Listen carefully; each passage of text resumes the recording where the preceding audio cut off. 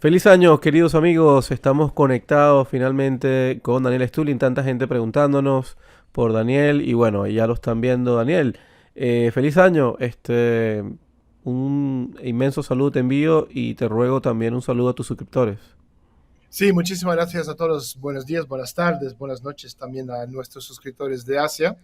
Sí, necesitaba un pequeño descanso en Navidad y bueno, creo que lo merezco. Es que estamos de vuelta. Feliz año nuevo a todo el mundo y empezamos con muchas cosas en el canal y vamos a ir anunciando y disfrutando de nuevo de los suscriptores, de los lectores, oyentes y toda la gente que van uniéndose a lo que estamos haciendo y por adelantado, muchísimas gracias. Así es. Bueno, con Daniel hoy vamos a hablar de varios temas, sobre todo de cara al futuro, ¿no? ¿Qué nos va a traer el 2024, 2025 y los años que vienen? Pero me gustaría hacer primero, pues, algún repaso de lo que pasó en el 2023. No sé si tú, Daniel, mentalmente has podido hacer un pequeño repaso de lo que para ti son los principales acontecimientos del año pasado. ¿Cuáles esas cosas que cambiaron? Sí, te escucho. Ha habido muchísimos acontecimientos. Yo creo que podemos centrarnos hoy en, digamos, algunos de los más importantes, aunque hay muchísimas que habría que analizar también en los audios semanales de inteligencia conceptual. Fíjate que durante las últimas 2 semanas hubo dos noticias, bueno, que a mí me llamaron mucho la atención, que no salieron en los medios de comunicación. En primer lugar, Estados Unidos está dispuesto a transferir una pequeña bomba atómica a Ucrania. Y yo creo que está claro para cualquier ser con dos dedos de frente pensante que tan pronto como esto suceda, Ucrania lo va a utilizar inmediatamente. Yo no sé si tú has visto la noticia, pero ahí está.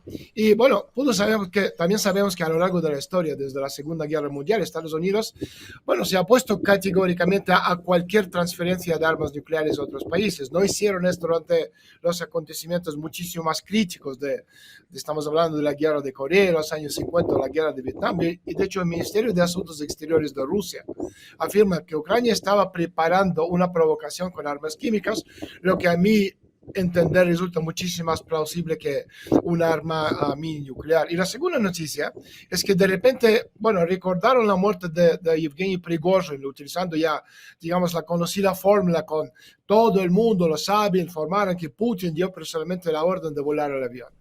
Bueno, yo en el mes de julio o de agosto, no me acuerdo exactamente cuándo hicimos el webinar, explicando varios niveles de entendimiento de las noticias. Yo sigo creyendo que el principal sospechoso de la muerte de Prigozhin no es Putin, sino Francia. Y toda la ofensiva mediática del Occidente se lleva a cabo exclusivamente en torno a la figura de Putin. O sea, Putin mató a Prigozhin, Putin no protegió a Daria Dugina, Putin pide iniciar las negociaciones con Ucrania, Putin es el traidor, etcétera, etcétera. Entonces, o sea, permítanme enfatizar que el problema de esta guerra es que fue extremadamente mal preparada diplomáticamente por los tres lados y por lo tanto es difícil salir o sea, mediante una negociación. Durante el periodo en que el Occidente esperaba el éxito de la ofensiva ucraniana, hace unos 6 meses, comenzó bueno, a adherirse estrictamente a esta posición de que cualquier paz que no fuera la restauración de Ucrania dentro de las fronteras de 1991, o sea, cuando murió la Unión Soviética, significaría una derrota moral para el Occidente. Ahora el Occidente necesita encontrar una opción para salir de esta encrucijada y la línea de frente está cambiando muchísimo, obviamente a favor de Rusia. El Occidente opera en este espacio mediático, mientras que Rusia opera en el espacio físico y simplemente lo hace muchísimo mejor. Esto también todo el mundo se da cuenta y en ese sentido Rusia en sí ha aprendido a manejar muchísimo más los acontecimientos que el Occidente. Tú puedes ganar la guerra mediática, pero en el campo de la batalla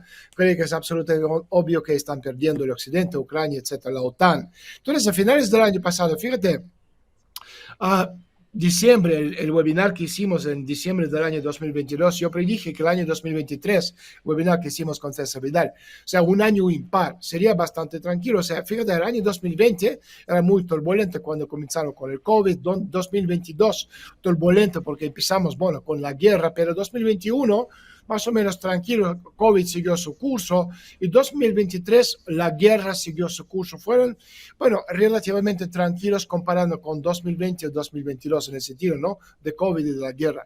O sea, no sucedieron, digamos, muchas novedades en 2023, pero se liberaron muchos significados nuevos a partir del año 2022 y más allá. Entonces, desde mi punto de vista, el año 2024 va a ser un año muy complicado. O sea, el primer acontecimiento, obviamente, es la guerra en Ucrania. Este es el acontecimiento principal para Rusia, también para Europa, también para Gran Bretaña, también para Estados Unidos, pero no para China y tampoco para la India. O sea, alguien dice, no, es un acontecimiento importante para el mundo entero. No es así.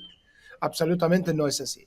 Y sin embargo, la mayor parte del mundo se ha vuelto, digamos, de alguna manera dependiente de cómo termina la guerra en Ucrania. O sea, fíjate, ahora, ¿cuál es la derrota principal del año? La contraofensiva del verano de las Fuerzas Armadas ucranianas. O sea, las partes comprendieron que para Ucrania bueno, trataba de una batalla decisiva que les daba esperanza de alguna forma ganar la guerra, por lo menos ajustar la situación en el campo de la batalla. Y la derrota puso a Ucrania en una situación muy difícil, lo que nos da derecho a afirmar que en el año 2023 Ucrania perdió la guerra.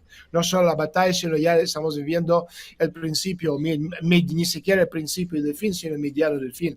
Esto no significa que esto condujera automáticamente a Rusia a la victoria en la guerra, para nada. O sea, la pérdida de Ucrania en la guerra desencadenó de alguna forma una cadena de acontecimientos. ¿Qué acontecimientos?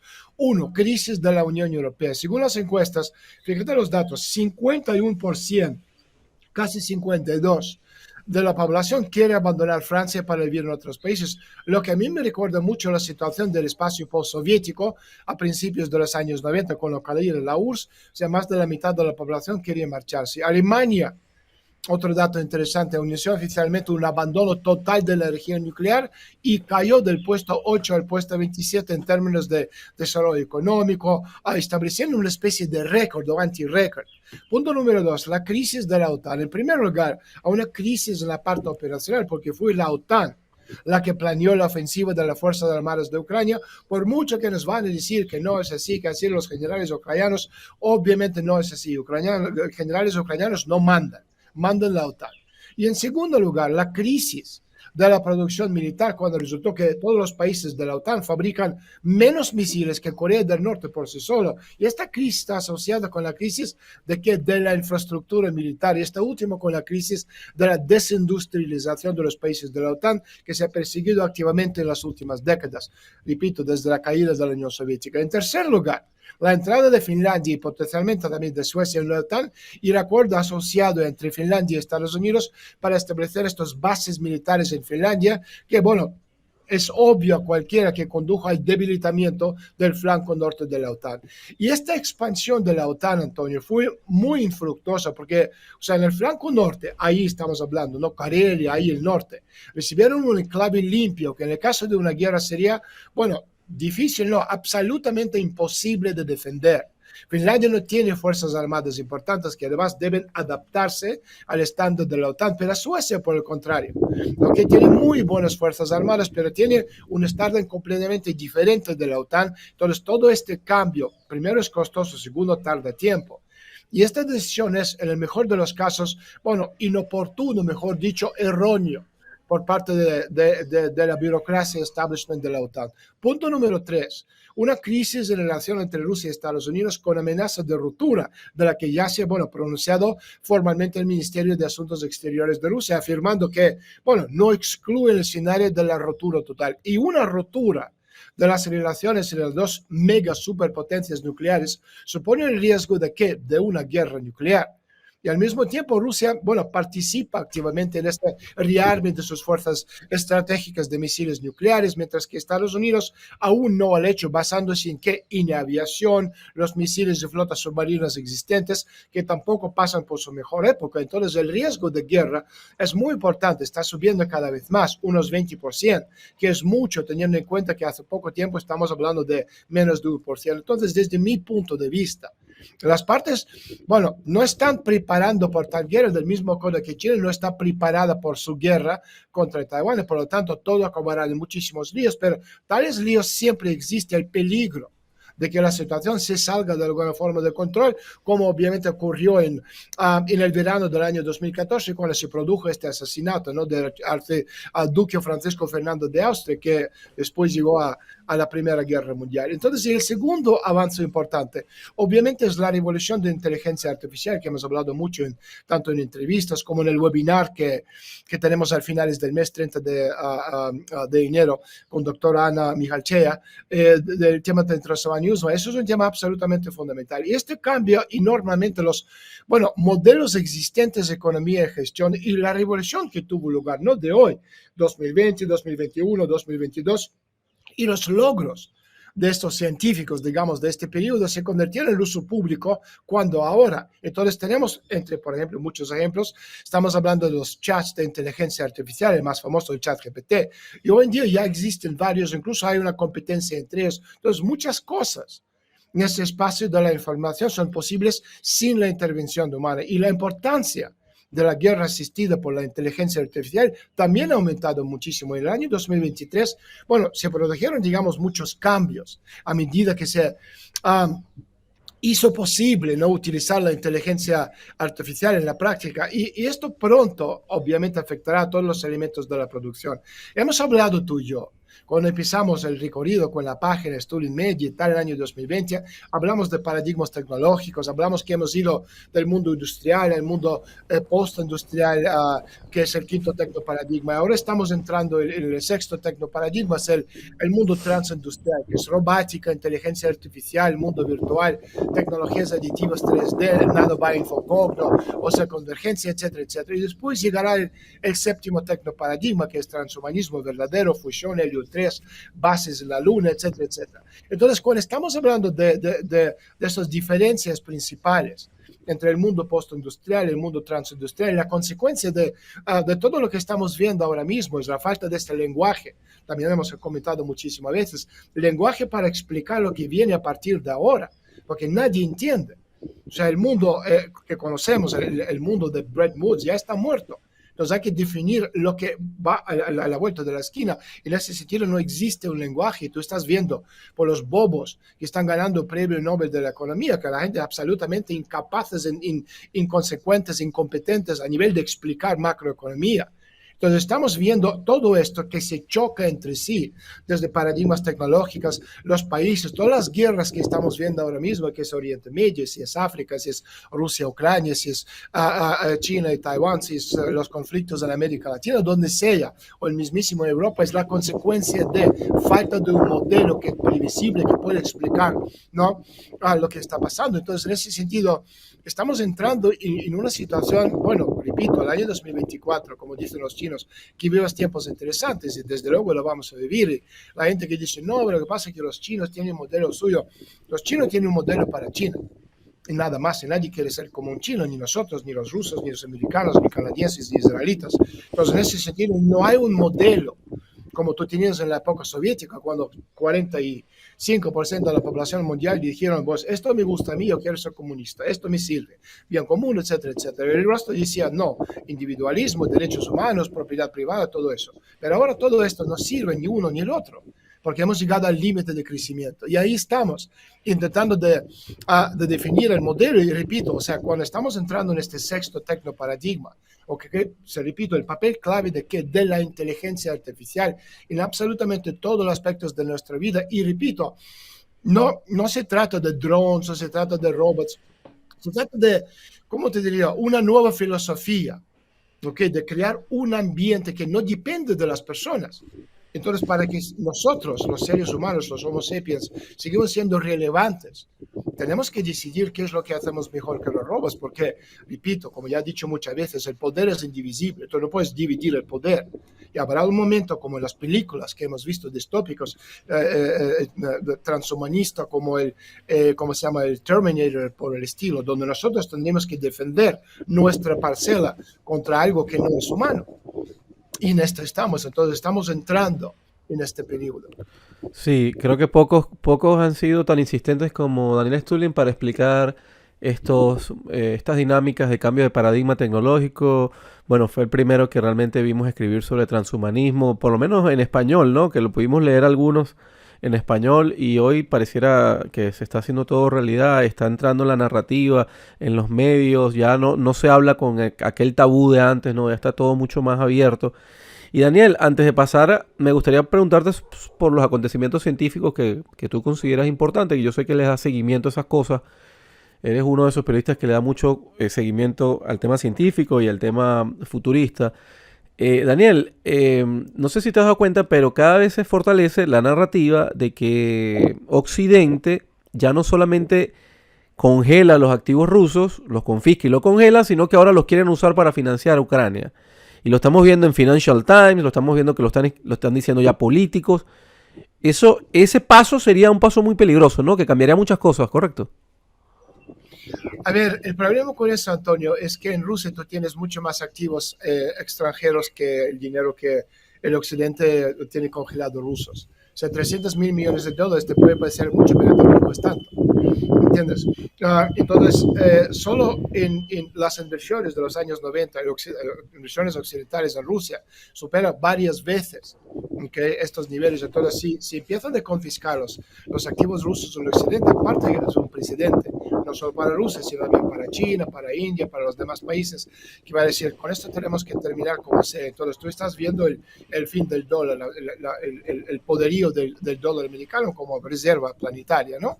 Entonces, lo veo muy complicado. Tú me preguntaste por el tema científico. También es cierto que estamos viviendo una época donde no hay dinero. Entonces están usando dinero para proyectos negros, proyectos ocultos.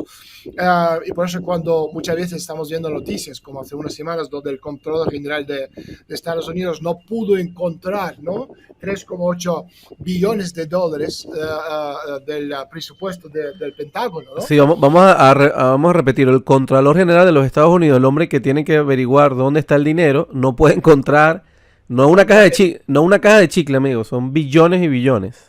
No es exacto, no es un pendiente, te pierdes en la playa de Cancún, dices, ay, caray, ¿dónde está el pendiente? ¿No? Exacto, estamos hablando de contable principal del gobierno estadounidense, estamos hablando solo del Pentágono, que no pueden encontrar 3,8, o sea, billones de dólares, o sea, trillones en inglés. Entonces tú vas sumando todas las cantidades de dinero, estamos hablando y de esto también hemos comentado mucho, 52 billones de dólares. Daniel, ¿te acuerdas cuando Donald Rumsfeld, antes de que sucediera lo de las bombas de la Torre Gemela, sí, un día antes, 10 antes, había dicho que no encontraban no sé cuántos billones también?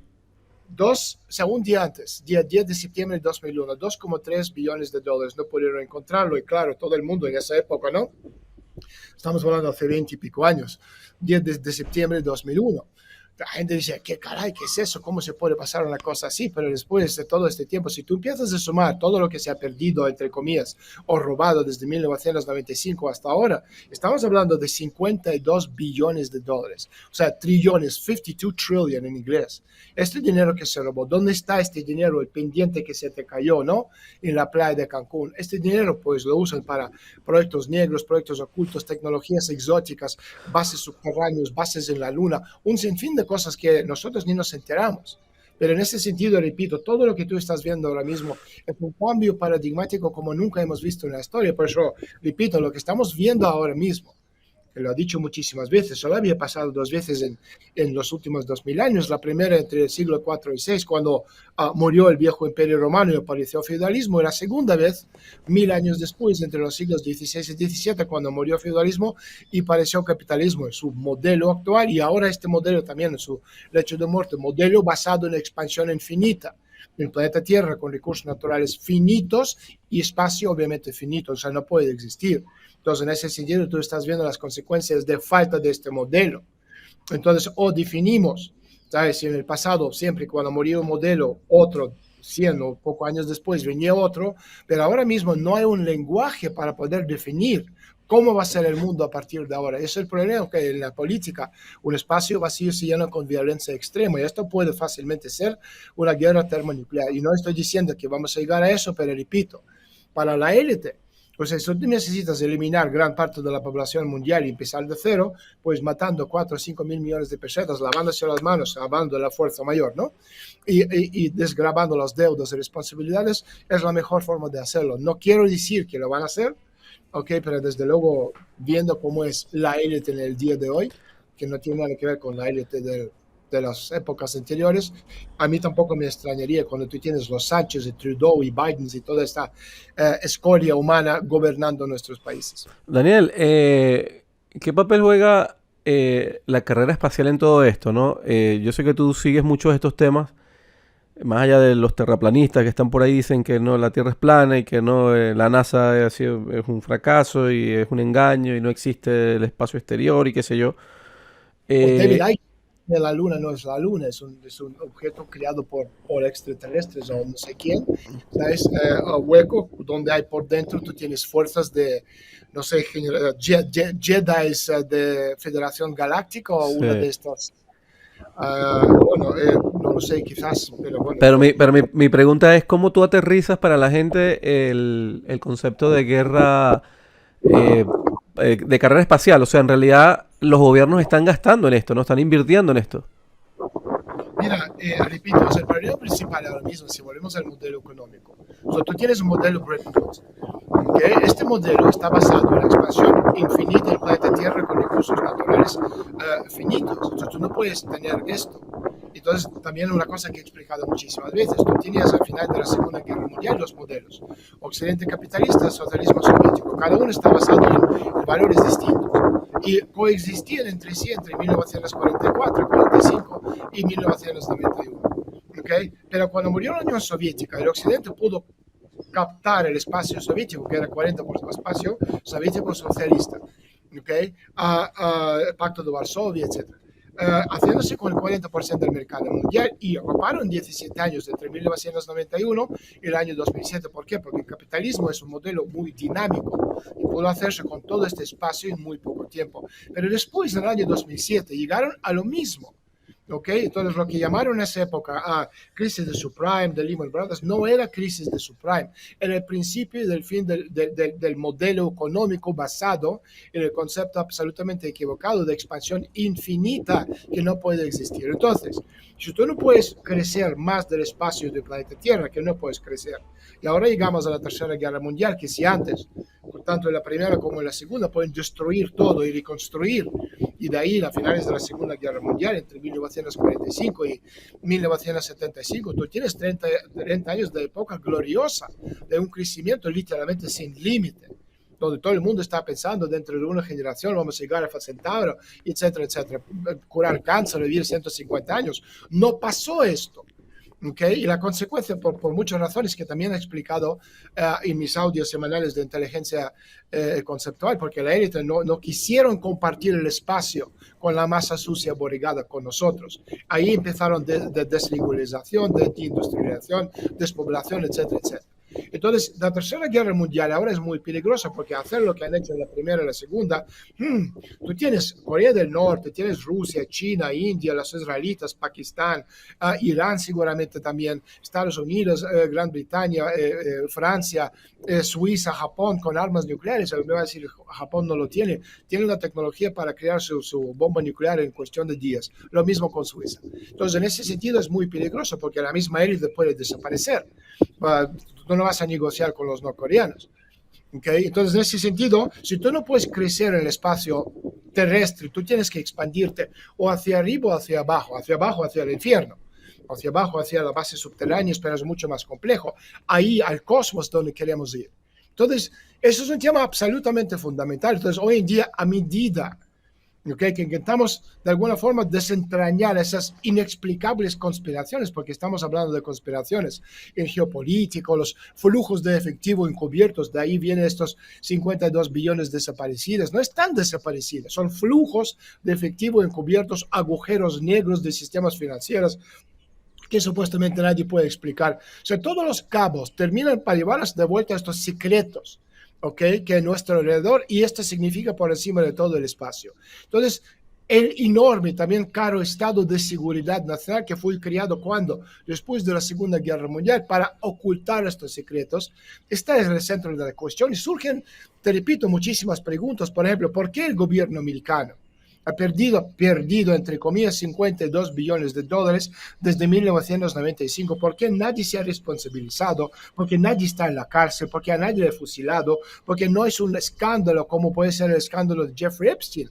Que al final no importa a nadie. O sea, yo no estoy ninguneando el tema de pedofilia, pero, o sea, tú no vas a comparar que hay 52 billones de dólares robados para operaciones secretas con una cosa como esta.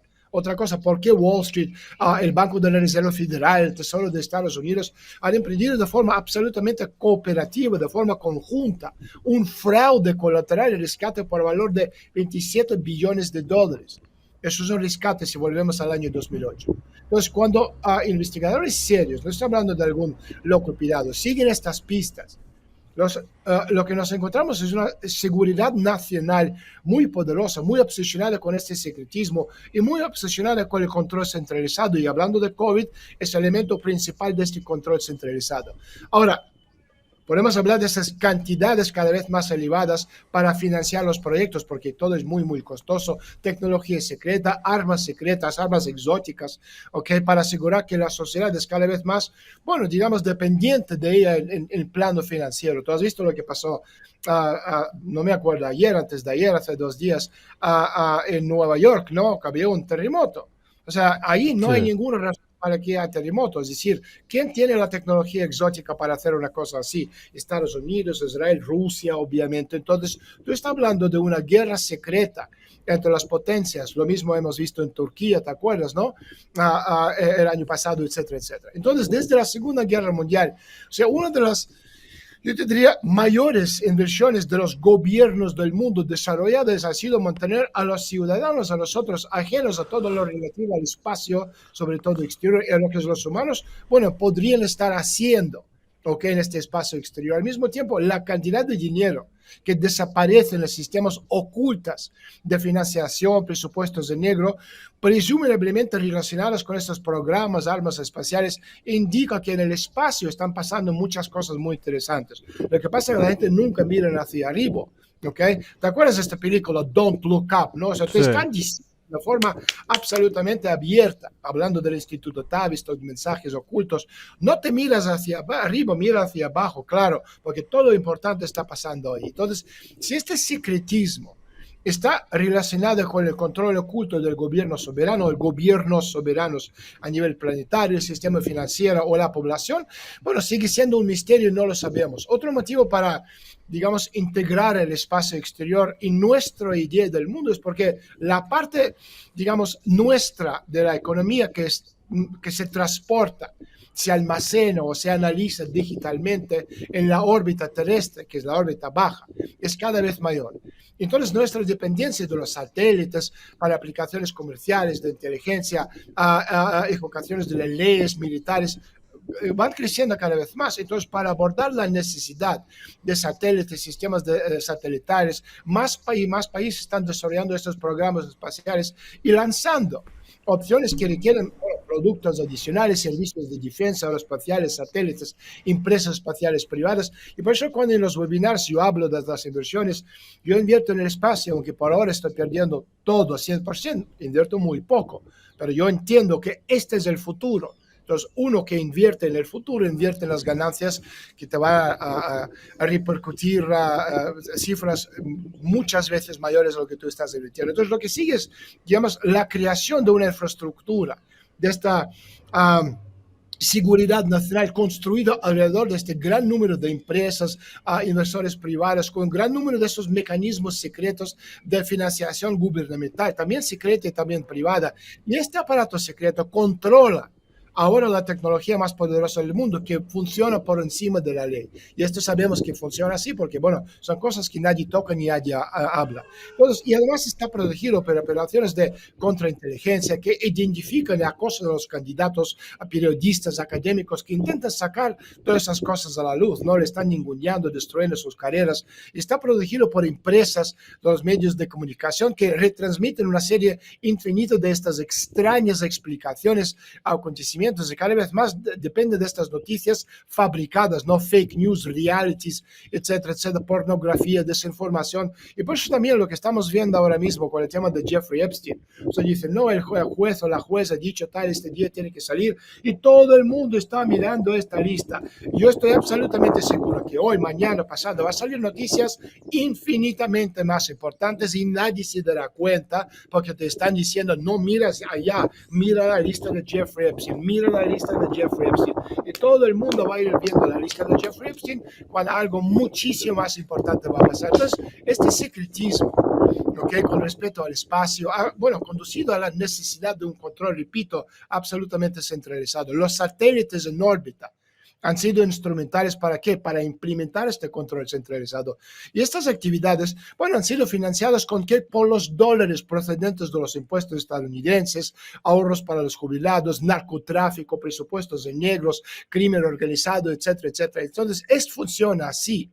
Entonces, todo lo que tú estás viendo, desde equipos que están en la órbita, GPS, comunicaciones, pagos, transacciones financieras, medios de comunicación, funciones militares de inteligencia, todo esto forma parte de estas rutas marítimas que estamos viendo del siglo XXI. Yo creo que este es el desarrollo que también incluye armamento especial secreto, ¿okay? Que ha sido la base, ¿ok? Y básico a la hora de preservar el dólar como moneda de reserva. Si no vas a cumplir, te vamos a destruir con estas armas, tecnología exótica. Entonces sería, digamos, probable que un armamento así fuera un factor decisivo en esta evolución de la moneda digital global, al margen de los centros de poder supranacionales, ¿ok? Que acaban ganando la lucha poco a poco. En ese sentido, repito, la lucha es a muerte y Estados Unidos, por muy debilitado que podemos hablar del imperio, sigue siendo la potencia con toda esta tecnología exótica que puede de alguna forma reequilibrar el sistema económico a su favor.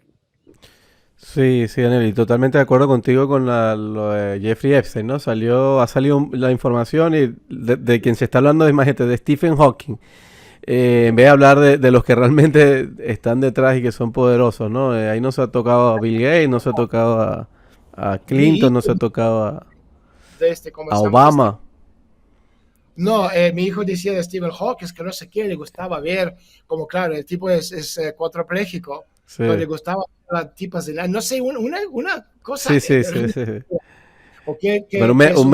un método de desviación terrible de lo realmente importante.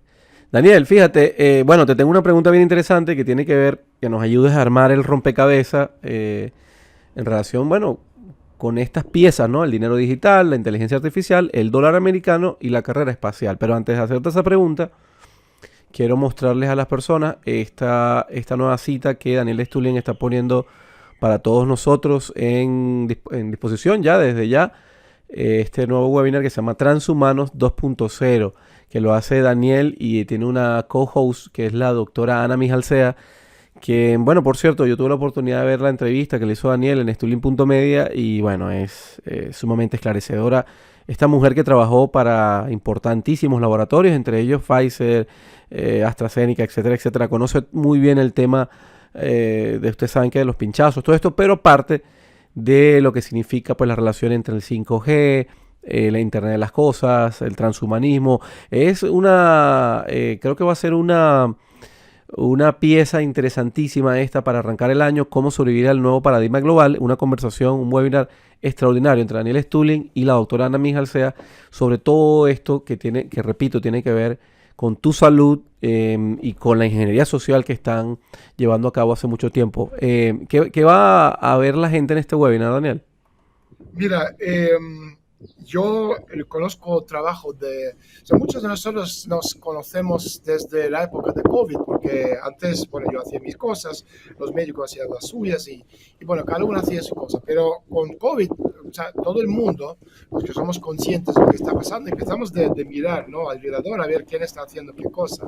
Y yo el trabajo de doctora Mijalcea le sigo desde el año 2020, como, bueno, de hecho ella me siguió a mí desde que salió mi libro Bilderberg hace muchos años, pero yo suyo no. Entonces, muchísima gente, Antonio, como tú bien sabes, sobre todo la gente pinchada, vacunada, llamo como quieres llamarlo, están sufriendo graves trastornos de la salud. Vamos a decirlo con muchísimo cuidado, porque no queremos que YouTube, el sistema gobelsiniano de control, nos bloquee el video y tal. Entonces, pero es Sí, absolutamente cierto. ten mucho cuidado. A mí me suspendieron hace 3 semanas, me bajaron un video con un banquero que se le ocurrió hablar un poquito de los pinchazos y dijo dos cosas, ¿no? Entonces, y nos los bajaron, así que hay que tener mucho Sí, cuidado. mucho cuidado, como lo explico. De todos modos, o sea, es decir, la gente con problemas importantes de la salud, ella está haciendo un trabajo magnífico para ayudar a curar hasta cierto punto, no del todo, pero ayudar a curar a estas personas de algunos de los efectos, ¿no? De lo que están sufriendo. Entonces, cuando yo estaba hablando con ella, pensamos de hacer el webinar, porque yo en principio quería hacer el webinar fin del año, como hice el año pasado, el anterior con César Vidal, haciendo el recorrido, ¿no?, de los acontecimientos, pero luego pensé, no, tenemos que hacer cosas distintas porque al final estamos en una época crítica, ¿no?, de la humanidad. Entonces, ella habla de la parte médica, ¿okay?, como experta, y yo pongo todo su conocimiento desde una óptica global a nivel político. Explico porque, claro, o sea, ella entiende una parte mucho más reducida. Los que habéis visto la entrevista con doctora Michalche, seguramente habéis quedado impresionado con su conocimiento, pero yo lo pongo a nivel, digamos, más amplio, más global, más desde la óptica conceptual a nivel política profunda. ¿Cómo? ¿Por qué? ¿De dónde viene? ¿Cómo se juntan todas estas piezas que estamos comentando? 5G, vacunas, la crisis planetaria que estamos viviendo, las tecnologías, transhumanismo, etcétera, etcétera. Entonces, es un webinar absolutamente imprescindible, sobre todo si queréis, repito, hay muchísima gente que están sufriendo problemas de la salud y ella da muchísimos claves, muchísimos, de cómo sobrevivir sobre todo lo que estamos viendo. Ahora, en cuanto a lo que tú me estás preguntando, esa relación, o sea, yo creo que es imposible, Antonio, exagerar la importancia, si estamos hablando de esto, los teléfonos inteligentes, ¿no?, que ya hemos comentado también muchísimas veces, a la hora de proporcionar, o sea, vigilancia, gestión vertical, sobre todo hablando del control. Por eso cuando dicen don't look up, tú tienes que entender que esto es una forma absolutamente vertical del poder. Comunicación, transacciones, Bueno, perdimos a Daniel ahí por un momento, pero ya lo tenemos de vuelta. Le preguntábamos a Daniel sobre su opinión, ¿no? Sobre que nos ayudara, si es posible, ¿no?, ayudar a conectar esas piezas del rompecabezas, la relación que hay entre el dinero digital, la inteligencia artificial, el dólar norteamericano y la carrera espacial. Un poco para resumir y culminar la entrevista. Tú ten en cuenta, Antonio, una cosa, que, o sea, la piedra angular de todo esto es este aparato de los teléfonos inteligentes a la hora de proporcionar esta vigilancia y sobre todo la gestión vertical. La gestión nunca es horizontal, es siempre vertical, de arriba hacia abajo. Entonces, una de las razones por qué hay tanta prisa, y lo estamos viendo a la hora de añadir, ¿no?, satélites a la órbita, es para proporcionar acceso a todos los ciudadanos mediante que los teléfonos inteligentes, Internet de las cosas. Esto, bueno, tendrá lugar sobre una base que reduce dramáticamente los costos de las transacciones a nivel, sobre todo, asequible para los mercados emergentes, también la frontera, y efectivamente, básicamente creará este equivalente a una nueva fiebre de oro, o sea, la capacidad de todos los políticos, las empresas, cualquiera que está por ahí, hablando de este gran armada para vigilar a la población, y esto se hace a través de estos teléfonos inteligentes que todo el mundo tiene en el día de hoy. Entonces, esto no quiere decir que esto es malo, porque a través del teléfono inteligente podemos grabar una entrevista a una persona en China, en Japón, en Australia, en Nueva Zelanda, en donde sea, me puede ver, y esto es obviamente una bendición, al mismo tiempo que los vigilan, los controlan, usan esto para obviamente crear perfiles de las personas.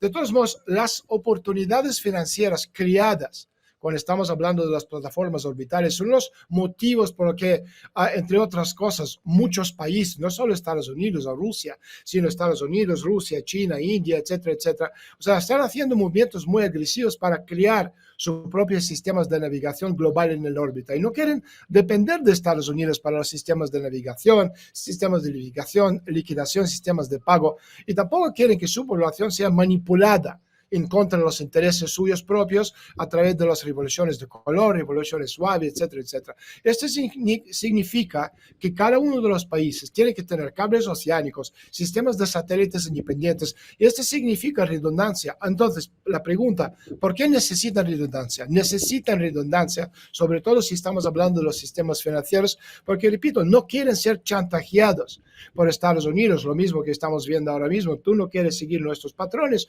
te robamos 300 mil millones de dólares. Los chinos lo entienden, los indios lo entienden, todo el mundo lo entiende. Entonces, si tú vas a mantener, ¿ok?, las cosas limpias, necesitan redundancia y necesitas competencia entre estos sistemas redundantes. En ese sentido, estamos viendo como la entrada de Elon Musk sobre todo en esta carrera espacial, va a definir de alguna forma la otra. Estamos hablando de Starlink, pero esto también por encima de todo. O sea, Musk no es Twitter o como le llaman ahora X o Tesla. Musk es inteligencia por encima de todo.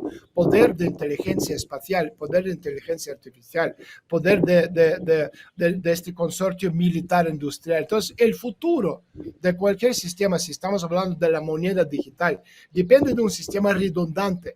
¿Okay? Y el número de los satélites que están en la órbita, y ahí también podemos hablar del papel de Elon Musk. Esto hace que los temas sobre, primero, legalidad, gobierno relativo al espacio, se hacen muchísimo más interesantes. Entonces, una vez que esté construido este sistema global, pues sería posible pasar a un sistema de modelo de moneda global digital. Y por lo tanto, no resulta para nada sorprendente que hagamos prototipos como Bitcoin, que combinan, por un lado, moneda digital con no estar atado a un depósito asegurado soberano. Son una bendición. ¿Para quién? Para los gobiernos de G7 que pueden conseguir una cosa como esta. Por eso cuando estamos hablando de Bekele, estamos hablando de lo que está haciendo, es una diversión como cualquier otra si estamos hablando de Jeffrey Epstein. Pero bueno, de Bekele podemos hablar otro día. Entonces, si una persona cualquiera, ¿okay?, sin ánimo de ofender, cree que los bancos centrales y su moneda digital va a competir con el Bitcoin, es que no tiene ninguna idea de cómo funcionan las cosas.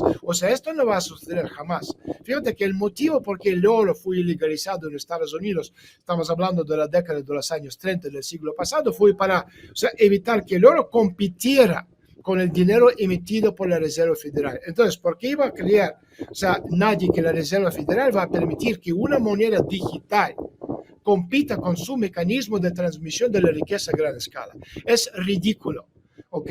Entonces, una moneda global, digital, fiduciaria, que está libre del seguro del depósito soberano, es el mecanismo por encima de todo el control definitivo del poder en la sombra. De modo que siempre que sea digital y controlada de forma central, a esta empresa mundial, a esta élite mundial, el gobierno en la sombra, el Estado profundo, llámalo como quieres llamarlo, les va a dar absolutamente igual. Si estamos hablando del sistema de dólar, de peso, de franco, de oro, de bolívar, de plata, o pipitos, o llámalo lo que tú quieres llamar, es irrelevante. Lo que pasa es que, claro, la gente son ignorantes, no entienden cómo funciona la economía, no entienden el concepto de lo que significa el dinero digital, no entienden cómo funciona la parte del control total de la sociedad. Pero si uno entiende cómo funciona, entonces el resto es muy fácil. De esto también vamos a hablar en el webinar con Ana Mijantede, porque es muy importante, es decir, vamos a ir uniendo piezas. Exactamente la parte de COVID, la parte de las vacunas, la parte de muchísimas cosas, sobre todo el control, lo que está dentro de esas vacunas, etcétera, etcétera, ¿no? Para que la gente entienda de qué forma nos convertimos nosotros en estos transhumanos y los carriers, ¿no? De justo la tecnología que él necesita para controlar el planeta Tierra. Así es, Daniel. Bueno, ahí ven Transhumanos 2.0, lo consiguen muy simple, stulin.media, ahí lo van a ver abajito. Y lo ven también, lo pueden conseguir en la descripción de este video o en los comentarios fijados.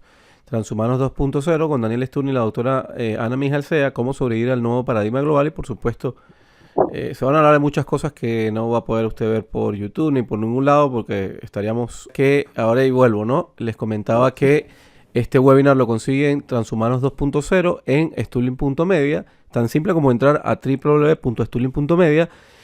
Con la doctora Ana Mijalcea y por supuesto Daniel Stulin como el anfitrión, y va a ser el 30 de enero, 3 horas pues Nueva York, cómo sobrevivir al nuevo paradigma global. Se van a hablar de cosas que es imposible hablar por acá por YouTube porque estaríamos vetados en 2 minutos. Para empezar, de cómo se pueden limpiar o recuperar los que se hayan puesto aquello, ¿no? Ya ustedes saben que... Bueno, Daniel, no sé si quieres comentarle algo final a la gente que nos ve y nos escucha. Sí, mira, todavía esta semana estamos de vacaciones, pero ya volvemos, empezamos la semana que viene con los audios, con las entrevistas, etcétera. Es que estaba cansadísimo y estaba unas semanas de vacaciones y bueno, ya estoy recuperado. Y la semana que viene volvemos a Stulin.media con todos los servicios que tenemos, desde los audios semanales de inteligencia conceptual hasta el canal de televisión, y entrevistas en abierto con José Miguel Villarroya, nuestro amigo español, etcétera, etcétera. Así es. Bueno, amigos, gracias por estar con nosotros. Recuerden que estamos en stulin.media. Daniel Stulin también tiene un canal en Telegram muy importante. Lo pueden conseguir ahí en stulin.media o aquí mismo, pues en el canal YouTube tiene el enlace. Gracias por estar con nosotros. Recuerden suscribirse al canal si no lo ha hecho. y darle like o compartir el contenido. Gracias, Daniel. Un abrazo, Antonio. Chao, amigos.